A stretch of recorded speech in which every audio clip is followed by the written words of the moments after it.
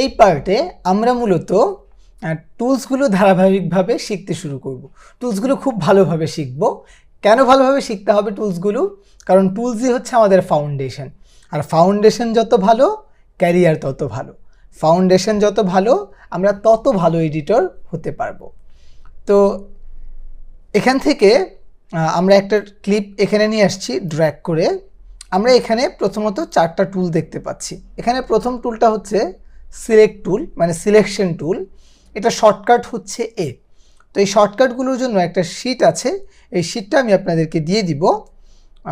শিটটা আমি আপনাদেরকে একটু দেখাতে চাচ্ছি।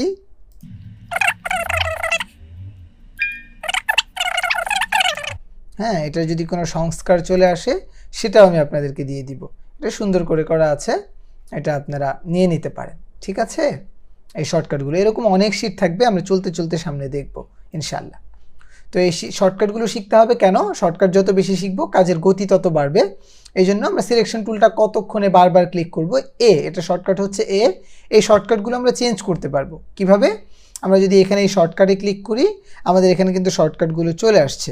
হ্যাঁ, এখানে কয়েকটা প্রিসেট আছে, শর্টকাট 1, শর্টকাট 2, শর্টকাট 3। এগুলো যদি আমরা সেভ করি পুরো সফটওয়্যারে এই শর্টকাটগুলো সেভ হয়ে যাবে। যেমন এখন আছে শর্টকাট 1, এই জন্য সিলেকশন টুলের জন্য দেওয়া আছে, স্প্লিটের জন্য বি দেওয়া আছে, স্প্লিট অলের জন্য কন্ট্রোল শিফট বি দেওয়া আছে। আমরা যদি এটা চেঞ্জ করে এখান থেকে শর্টকাট 2 দেওয়ার পর যদি এখান থেকে সেভে ক্লিক করি, তাহলে দেখেন আমাদের এখানে শর্টকাট চেঞ্জ হয়ে গেল। এই যে সিলেকশনের জন্য ভি হয়ে গেল, আর স্প্লিটের জন্য এখন কোনো শর্টকাটই দেখাচ্ছে না। তো আমরা আপাতত এখান থেকে মন মতো করে চেঞ্জ করে নিতে পারবো। এখান থেকে শর্টকাট 1 দিলাম। আমি এখানে সিলেকশন টুল যেটা এখানে দেওয়া আছে, আমি এটাকে হচ্ছে ভি দিয়ে দিব। ঠিক আছে, এখানে ভি দিয়ে দিলাম। এখান থেকে ওভাররাইটে ক্লিক করলাম, ওভাররাইট হয়ে গেল।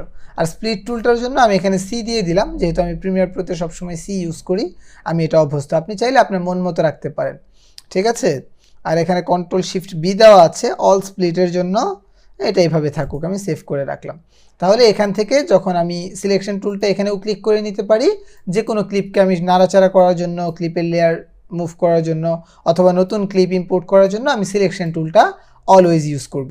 ঠিক আছে, তো এখানে 2টা আমার লেয়ার আছে। এর উপরে আমি যদি এখন কি করতে চাই, স্প্লিট টুলটা নিতে চাই, তো সি প্রেস করতে হবে। আমার বাংলা হয়ে আছে, সি প্রেস করলে আমার স্প্লিট টুলটা আসবে। শর্টকাটে মেবি কোনো প্রবলেম হয়েছে। আমরা এখান থেকে স্প্লিটের জন্য সি দিয়েছি, এটা সেভ হয়ে হচ্ছে দেখা যাচ্ছে।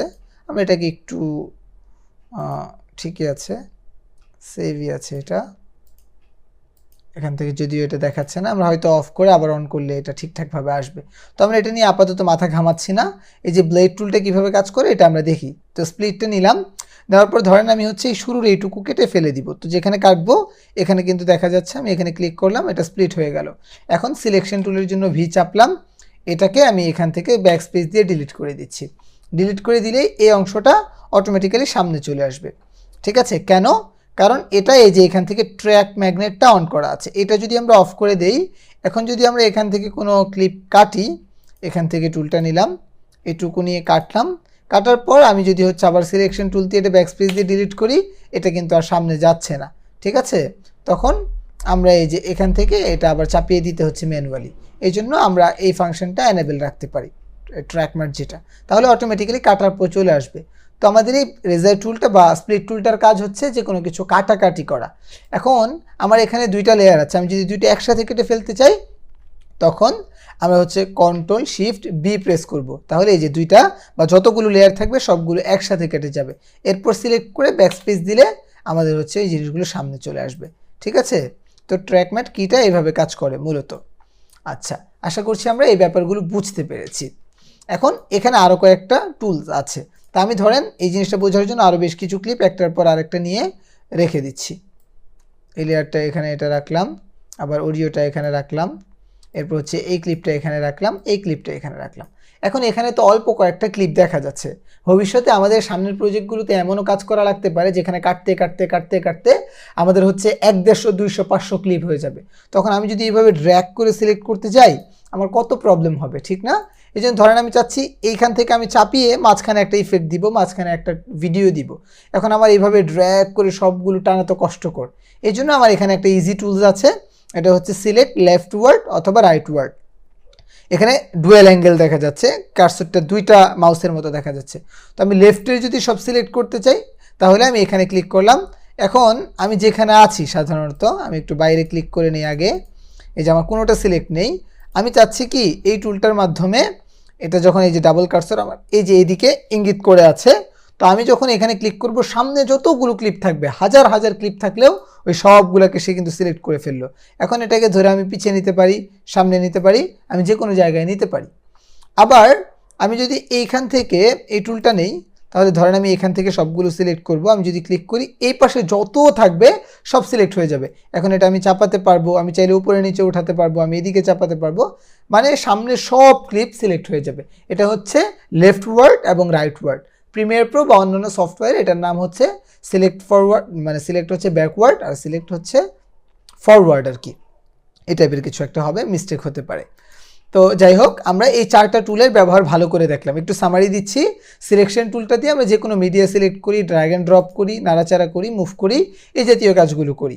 আর স্প্লিট টুলটা দিয়ে আমরা হচ্ছে কাটাকাটি করি, অযোজিত যে অংশগুলো আছে সেগুলো কেটে ফেলে দিই বা যে কোনো ক্লিপকে আলাদা করি, ভাগ করি। এরপরে আমাদের যে সিলেক্ট লেফট ওয়ার্ডটা আছে এটা দিয়ে আমাদের লেফট সাইডের যত ক্লিপ আছে সব সিলেক্ট করি একসাথে, আর রাইট ওয়ার্ড যেটা আছে এটা দিয়ে রাইটের যত ক্লিপ আছে সবগুলোকে একসাথে সিলেক্ট করি। তো আশা করছি এই ব্যাপারগুলো আমরা ভালো করে বুঝে গেছি। এখন আমাদের শিখতে হবে হচ্ছে রিড ও আনডু। এটা আমরা সবাই জানি। যেমন একটা মিডিয়া আমি এখান থেকে টান দিয়ে আনতে চেয়েছিলাম, এখানে রাখলাম, পরে চিন্তা করলাম না এটা আমার রাখবে না, তাহলে কিবোর্ড থেকে কন্ট্রোল জেড যদি প্রেস করি তাহলে এটা চলে যাবে।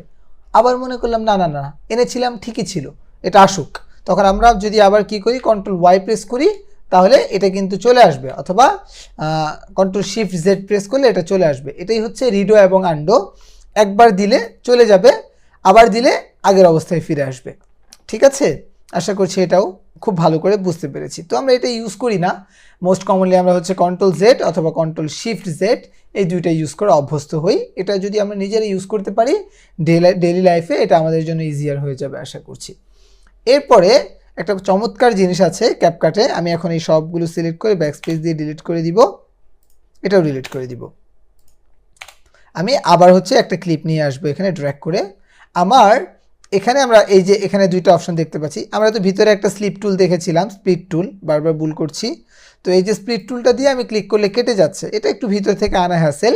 আমরা যখন প্লে করবো এটা তো চলতে থাকবে, তো চলতে চলতে কিবোর্ড থেকে স্পেস চাপ দিলে এটা থেমে যাবে। তো আমি ভাবলাম যে এখানে আমার স্প্লিট করতে হবে, তখন এই স্প্লিট টুলটা না নিয়ে আমি সরাসরি এই যে এখানে এই স্প্লিটে ক্লিক করতে পারি। তো এখানে যদি ক্লিক করি এটা কিন্তু স্প্লিট হয়ে যাচ্ছে। তো এটা আমরা এই যে শর্টকাট সেট করেছিলাম সি দিয়ে, কিবোর্ডটা এখানে নিলে এই যে সি দেখাচ্ছে, মাউসটা এখানে হভার করলে, তো আমরা যদি এখান থেকে সি প্রেস করি তাহলে ওই ক্লিপটা কেটে যাচ্ছে। কত ইজি হয়ে গেল, বারবার ব্লেডটা নেওয়া লাগছে না, এখানে আবার সি চাপলে কেটে যাচ্ছে। এটা হচ্ছে শুধু কাটছে। এখন আমরা যদি এটা করতে না চাই, আমরা একটু কন্ট্রোল জেড দিলাম, আমরা চাচ্ছি কি যে আমার এই যে কার্সরটা আছে এটার লেফটে যতটুকু আছে সব কেটে ডিলিট হয়ে যাবে, অথবা রাইটে যতটুকু আছে এটা কেটে ডিলিট হয়ে যাবে সরাসরি। তখন আমরা এই যে এই দুইটা টুল ইউজ করতে পারি, ডিলিট রাইট, ডিলিট লেফট।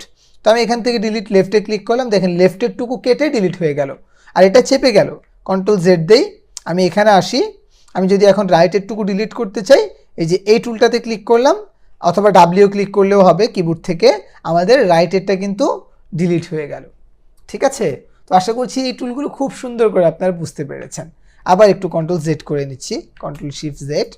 এখানে আমি নতুন একটা টুল দেখাবো, আরেকটা লেয়ার আমি উপরে নিয়ে আসছি, নিয়ে আসার পর এটা এখানে রাখলাম। এই যে দেখেন আমার এখানে দুইটা লেয়ার আছে, ঠিক না? আমি চাচ্ছি কি এই উপরের ফুটেজটা ডিলিট করে দিব, তো কিবোর্ড থেকে ব্যাকস্পেস চাপলেও ডিলিট হবে। আরেকটা ওয়ে হচ্ছে আমরা এই যে এখান থেকে এই ডিলিটে প্রেস করলাম, এটা ডিলিট হয়ে যাবে। ঠিক আছে, কত সহজ। এরপরে আবার কন্ট্রোল জেড দেই, চলে আসছে। তো এটা এখানে থাকুক। আমরা চাচ্ছি কি যে এটা এইদিকে রাখি, আমরা চাচ্ছি আমাদের এই ভিডিওটা এই যে যখন 10 সেকেন্ডে আছে, সেকেন্ডটা ভালো করে বোঝা যাচ্ছে না, কারণ টাইম লাইনটা একটু জুম করতে হবে। তো টাইম লাইনটা আমরা এই যে জুম বারটা আছে এখানে, এটা দিয়ে যদি সামনের দিকে দিই এটা অনেক জুম হবে, তখন সেকেন্ডগুলো এখানে ক্লিয়ার দেখা যাবে। আর যদি আমরা এখান থেকে একটু জুম আউট করি তাহলে আস্তে আস্তে সেকেন্ডগুলো একটু বেশি গ্যাপে গ্যাপে আসবে, যেমন 3 সেকেন্ড, 5 সেকেন্ড, 10 সেকেন্ড এভাবে আসতেছে। তো আমি চাচ্ছি এভরি সেকেন্ড দেখবো, দেখে দেখে কাজ করব। এই জন্য আমি হচ্ছে 1 2 3 সব বের করব। তো একটু জুম করলাম, সবগুলো বের হয়ে গেছে। এটার একটা শর্টকাট আছে, কিবোর্ড থেকে যদি আমরা কন্ট্রোল চাপ দিয়ে ধরে মাউসের হুইলটা সামনে ঘুরাই এটা জুম ইন হবে, আর পিছনের দিকে ঘুরালে জুম আউট হবে। তো আমি এটাকে 1 2 এভাবেই রাখছি, যেমন এখানে 0 সেকেন্ড, এখানে হচ্ছে 1 সেকেন্ড, এটা হচ্ছে 2 সেকেন্ড, এভাবে আগাচ্ছে। ঠিক আছে, তো আমি এখানে আসছি, আমি ভাবছি যে এখানে পরবর্তীতে একটা টেক্সট অ্যাড করব। এখন যদি অনেকগুলো ক্লিপ নিয়ে কাজ করি আমার তো পরে নাও মনে থাকতে পারে, আমরা বইয়ে যেমন টিকা দিয়ে রাখি পড়ার সময় মনে যেন থাকে এই জন্য, তো এই কারণে আমরা এখানেও মার্কার লাগাতে পারবো। তো মার্কার দেওয়ার জন্য এই যে ছোট্ট বাটনে ক্লিক করলে এখানে একটা মার্কার অ্যাড হবে। এই মার্কার অ্যাড হওয়ার পর এখানে আমরা নোট দিয়ে রাখতে পারবো। এখানে তো সাধারণত হভার করলে মার্কার 1 দেখাচ্ছে। তো আমি যখন রাইট বাটন ক্লিক করব, ক্লিক করার পর এখান থেকে আমরা এডিট মার্কার পাবো। এখানে সিলেক্ট হয়নি মেবি, এই যে এটাতে ক্লিক করে রাইট ক্লিক করতে হবে। তো এখানে ডিলিট মার্কার আছে, মার্কারটা ডিলিট করার ফাংশন এটা। আর এডিট মার্কারে গেলে আমরা একটা নোট দিতে পারবো, যেমন এই মার্কারে বললাম হচ্ছে টেক্সট ইন নেক্সট। ঠিক আছে, ওহ কবিতার মতো ছন্দ মিলে গেল, text in next. Next time আমরা টেক্সট অ্যাড করব। এখান থেকে যে কোনো একটা কালার এটার জন্য আমরা সিলেক্ট করে দিতে পারি। তো আমরা যে মার্কারে যে কোনো কালার দিলাম, এই অ্যাড হয়ে গেল। এখন এটার উপর মাউস নিলে আমরা বুঝতে পারবো যে টেক্সট ইন নেক্সট, আমাদের নেক্সট টেক্সট দিতে হবে। তো একটু পরে আমরা ধরেন এই যে 2 সেকেন্ডে আসছি, তখন আমাদের হচ্ছে এখানে একটা বিরল অ্যাড করতে হবে। আমরা আরেকটা মার্কার দিয়ে দিলাম, এখানে হচ্ছে ক্লিক করে আমরা রাইট ক্লিক করব, এডিট মার্কার বলবো হচ্ছে বি রোল ইন নেক্সট দিয়ে দিলাম। ঠিক আছে, এরপর এখান থেকে অন্য কালার একটা মার্কার দিলাম, যেন বিরলের সবগুলোতে মার্কার এটা দিতে পারি, আর টেক্সটের জন্য সবগুলোতে এটা দিতে পারি। এভাবে আমি পুরো ভিডিও জুড়ে আমার মার্কার অ্যাড করতে থাকতে পারি, যতটুকু মার্কার অ্যাড করার প্রয়োজন হয়। আচ্ছা, তাহলে মার্কারটা বুঝলাম। এরপর আছে হচ্ছে রিভার্স ক্লিপ। তো রিভার্স ক্লিপের জন্য আমি একটা মিডিয়া নিয়ে এসে রেখেছি, এটা ডিলিট করে দেই। এই যে এখানে একটা মিডিয়া আছে, তো এই মিডিয়াটা আমি নিচে রাখলাম, আনার পর আমি একটু কেটে নিব, যেমন এইটুকু সে যে দৌড়াচ্ছে 1 সেকেন্ড পর্যন্ত, আমি এখান থেকে সি চাপলাম, কেটে গেল। হ্যাঁ, এখন হচ্ছে আমি কি করব, এই ক্লিপটাকে ডিলিট করে দিব ব্যাকস্পেস দিয়ে, আর এটাকে সিলেক্ট করলাম। এটাকে অল্টার চাপ দিয়ে ধরে যদি আমি এখানে আনি তাহলে একটা ডুপ্লিকেট হয়ে যাবে। তো ডুপ্লিকেট হয়ে গেল। প্রথমটা কি করছে দেখেন, সামনের দিকে আসছে, আর পরেরটাও সামনের দিকে যাচ্ছে সেম। যেহেতু আমি চাচ্ছি এটা উল্টো হয়ে যাবে, সে সামনে দৌড়াচ্ছে এখন পিছিয়ে চলে আসবে। এফেক্ট আমরা সব জায়গায় দেখি, বিভিন্ন টিভির শোরুমগুলোতে গেলে দেখবেন যখন অ্যাড চলে সবগুলো অ্যাডেই প্রায়, বা কুকিং ভিডিওতে, বা সুন্দর একটা ইফেক্ট অ্যাড করার জন্য ভালো লাগে, রিভার্স ব্যাক আসে এই জিনিসটা দেখতে। তো আমরা এই ক্লিপটাকে রিভার্স করব, এই জন্য আমরা এখানে এই যে রিভার্স ফাংশনটা আছে, এখানে একটা বাদ দিয়েছি টুল, এটা একটু পরে দেখাচ্ছি। তো রিভার্সে আমরা এখন একটা ক্লিক করব। তো রিভার্সে ক্লিক করলে এটা কয়েক সেকেন্ড টাইম নেবে, পিসির কনফিগারেশন এবং নেটের উপর ডিপেন্ড করে এটা রিভার্স হচ্ছে। রিভার্স হয়ে গেছে। এখন আমি যদি শুরু থেকে একটু প্লে করে দেখাই, এই যে পিছনের দিকে কিন্তু ব্যাক আসছে, এটা হচ্ছে রিভার্স। তো এইভাবে রিভার্সের স্পিডটাও আমরা কন্ট্রোল করতে পারবো। এখনও স্পিড কন্ট্রোল করা শিখিনি আমরা, সামনে নেক্সট টাইম শিখবো। তো আমাদের কিন্তু খুব সুন্দরভাবে রিভার্সটা শেখা হয়ে গেল। জাস্ট ক্লিপটাকে ডুপ্লিকেট করে এটা রিভার্স দিয়ে দিলাম। এটা এই কারণে দিলাম, এমনি দিলে যে হতো না এরকম না, ডুপ্লিকেট করে দিয়েছি এই কারণে যেন পিছনেরটার এটার পার্থক্য আমরা বুঝতে পারি, যে এটা সামনের দিকে দৌড়ে যাচ্ছে আবার সে ব্যাক চলে আসছে, এই জন্য দিয়েছি। আচ্ছা, এখন ফ্রিজটা আমরা দেখব। ফ্রিজটা দেখার জন্য আমরা হচ্ছে এখান থেকে একটা ক্লিপ নিয়ে আসবো, এই ক্লিপটা নিচে নিয়ে আসছি। আসার পর আমি চাচ্ছি এখানে কয়েক সেকেন্ড ফ্রিজ হয়ে থাকবে। তো আমরা বিভিন্ন জায়গায় দেখি যে কথা বলতে বলতে ওই পিপলটা ফ্রিজ হয়ে যাচ্ছে, তার উপর তার নাম লেখা আসছে, ইফেক্টটা খুব সুন্দরই লাগে। তো এটা করার জন্য, বা যে কোনো অংশ ফ্রিজ করে রাখার জন্য, স্টিল হয়ে থাকবে ভিডিও থেকে যে কোনো ইমেজ, এটার জন্য আমরা এই ফ্রিজ ফাংশনটা ইউজ করব। তো ধরেন হচ্ছে আমি এই ক্লিপের এখানে এসে এই ফ্রিজে যদি ক্লিক করি, তাহলে আমার এই যে এতটুকু অংশ ফ্রিজ হয়ে গেছে, দেখেন এখান থেকে চলা শুরু হবে। আমি এটা মিউট করে দিচ্ছি, সাউন্ডটা যেন না বাজে। এই যে এইটুকু কিন্তু ফ্রিজ হয়ে গেল। এখন এটাকে আমি ছোট বড় করতে পারি, এই যে এটার মাউস যখন এই দুইটা ক্লিপের উপরে রাখবো, আর কালো কালার একটা ব্র্যাকেটের মতো বোঝাবে, যে চাপ দিয়ে সে নিয়ে যাবে। এটাতে ক্লিক করার পর আমি যদি এটাকে চাপিয়ে দিই, যত সেকেন্ড রাখতে চাই, যেমন এটা 2 সেকেন্ড রাখবো, 2 সেকেন্ড আছে, তাহলে পুরো জায়গাটা থেকে 2 সেকেন্ড ফ্রিজ থাকবে। যদিও ছোট বোঝা যাচ্ছে না, এতটুকু থাকুক, এই যে এইটুকু ফ্রিজ থাকলো। এখন এই যে ফ্রিজ, এগুলোর ব্যাকগ্রাউন্ড রিমুভ করে আমি কিন্তু এখানে বিভিন্ন টেক্সট ইফেক্ট দিতে পারবো, যদি আমরা এখনও বিগিনার আছি, সামনে গেলে এগুলো দেখব। তো ফ্রিজ ফাংশনটা আমরা শিখে রাখলাম, দেখে রাখলাম, সামনে কাজে লাগাবো। তো এটা থাকুক। এরপরে হচ্ছে আমাদের এখানে যেটা আছে সেটা হচ্ছে মিরর। আমাদের এটাকে ফ্লিপ বলতে পারি আমরা অন্যান্য সফটওয়্যারের পরিভাষায়। যেমন এই পিপলটা সবুজ কালার গেঞ্জি পরা পিপলটা এখানে আছে, সাদা কালার গেঞ্জি পরা পিপলটা এখানে আছে। আমি যদি এটাকে ফ্লিপ বা মিরর করতে চাই, আমরা হচ্ছে এই ক্লিপটাকে সিলেক্ট করে আমরা জাস্ট এই ছোটোটাকে করি, তাহলে সহজ হবে, সময় কম লাগবে। এখান থেকে মিররে ক্লিক করলাম, দেখেন এই পিপল এই পাশে চলে গেছে, এই পিপল এই পাশে চলে আসছে। আবার যদি মিরর করি এরকম হয়ে যাবে। এটাকে ফ্লিপ বলতে পারি আমরা, ঠিক আছে। আচ্ছা, এরপর আছে ক্রপ। এই ক্রপে যদি আমরা কি সরি এটা ক্রপ না, এটা হচ্ছে রুটেড, পাশেরটা হচ্ছে ক্রপ। তো এই রুটেটে যদি ক্লিক করি তাহলে এটা 80 মানে 45 ডিগ্রি অ্যাঙ্গেলে রুটেড হবে। আবার যদি আমরা ক্লিক করি আবার হচ্ছে 180তে রুটেড হবে, আবার ক্লিক করলে 270, আবার ক্লিক করলে হচ্ছে 0তে চলে আসবে, মানে 360 ডিগ্রি রুটেড হবে। তো এখানে ক্লিক করার পর আমরা যদি এই রুটেটে একটা ক্লিক করি, দেখেন এখানে একটা ফাংশন চলে আসে, এই যে এটা দিয়েও আমরা আমাদের মন মতো রোটেট করতে পারবো। আর রোটেশনে আরও অনেক কিছু আমরা হচ্ছে এখানে পাবো, এই যে বেসিকে, এগুলো আমরা এখন দেখবো না, এটা স্টেপ বাই স্টেপ আমরা দেখব।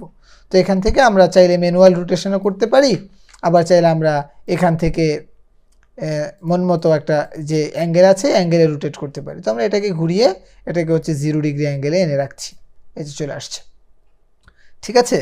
এই হচ্ছে ব্যাপার। এখন এই রোটেশনের পাশে আছে ক্রপ। আমরা যদি আমাদের ফুটেজকে ক্রপ করতে চাই তাহলে এটা হচ্ছে আমাদের ফুটেজ, হ্যাঁ, এই ফুটেজটাকে আমরা ক্রপ করব। তো ক্রপ করতে চাইলে এই ক্রপ ফাংশনটাতে ক্লিক করব। এখানে আমরা হচ্ছে সাধারণত ফ্রি সাইজে ক্রপ করার অপশন পাবো, যেমন আমি এইটুকু ক্রপ করব, তো ক্রপ করলাম, কনফার্মে ক্লিক করলে এটুকু ক্রপ হয়ে গেল। আবার আমরা চাইলে এই ক্রপ থেকে কিন্তু মন মতো ক্রপ করতে পারি। কিছু সাইজ আছে যে সোশ্যাল মিডিয়ার সাইজগুলো, যেমন স্কোয়ার ফেসবুকের জন্য, এরপর ইউটিউবের জন্য আছে এটা, এভাবে আমরা ক্রপ করতে পারি। যেমন 1/1-এ ক্লিক করলাম, একদম স্কোয়ার রেশিও চলে আসছে, পারফেক্ট সাইজ। এখান থেকে আমরা কনফার্মে ক্লিক করলাম, এটা কিন্তু ক্রপ হয়ে গেল।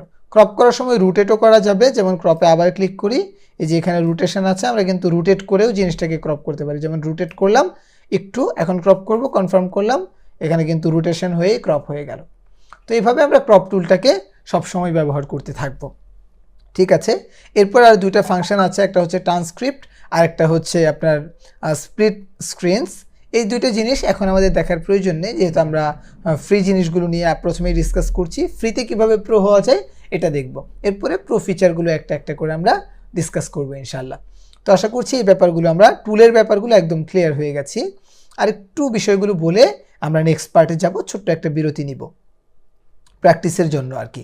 তো এখানে দেখেন আমি এই যে একটা জিনিস বলছিলাম আপনাদেরকে একটু আগেও, যে আমাদের ট্র্যাক ম্যাটটা অন করা আছে, এই জন্য যখন টেনে ফাইলটা ছেড়ে দিচ্ছি চুম্বকের মতো এটা এটার সাথে লাগিয়ে নিচ্ছে।